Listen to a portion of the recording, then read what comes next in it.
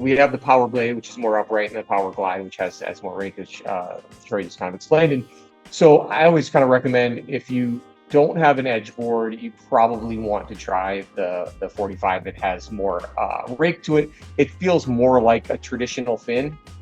You know, when you lose all the base on the fin, that's kind of the first thing you really notice, right? Because I would argue that that's the thing people feel the most, is the base of the fin. And so when you go down to this narrow leg, it's just it's a different approach, kind of how you're doing your bottom turns versus if you just had a standard fin in there. So I always tell people, like, go with the Power Glide 45 and then give it a few sessions, because it's not going to be the same thing that you're used to experiencing.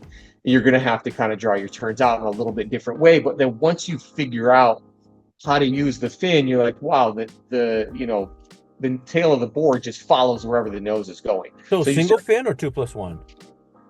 Single. Yeah, you could ride it as 2+1 though as well. Yeah. 2+1, and when in doing that, it gives you a little bit more hold where you kind of lack in this kind of narrow leg. But you are going to feel that, the harder you kind of turn against it, the more it just twists. So the head of the fin is just going to twist, and then you really can't slide it out. So you kind of almost feel like, wow, there's not a lot of fin here, and I could probably just overpower it. But then when you go to do that, you're like, oh, it's just twisting. You can't. Yeah. Such an interesting feeling, because you almost feel like it's like, there's not a lot of fin back there, but then it just holds. But you're not sliding. Yeah. What a trip. Yeah.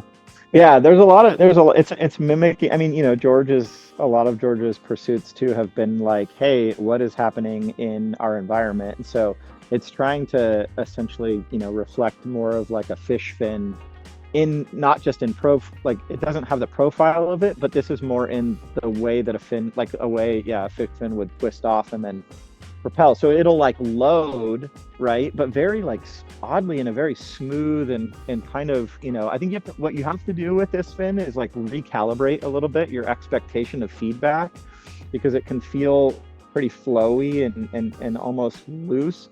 But then all of a sudden, like you figure it out a little bit, you load on it and it springs you out of a turn. So like kind of what we've, we'll put a lot of flex fins in Volan because you have a bit better retention. This fin specifically is just like, and so if you watch, like, again, back to the Ellis Ericson footage, like he's doing like U-turns, like the board, like kind of that. Maybe the other more relatable one that's like recently, if you've seen Bryce Young surfing, he does those crazy like Gumby turns where he just like gets his body all tweaked out. Like this fin kind of helps you do that without having to be Bryce Young. So that's the cheat code. It's a really, I don't know if you can see that, it's really thin foil to do that, and this unique material enables it to be thin and twist, but there's very low drag, and so when you're kind of paddling, you're like, whoa, like you almost notice that there's no drag compared to kind of having a traditional fin back there, which is, I don't know if it's going to get you into waves easier, but it's just kind of a trippy thing that a lot of people, bring up. Oh, it's like, it's just no drag. And so same thing as when you're moving, down the line, it's very little drag created by the foil on this. Yeah, it goes pretty fast.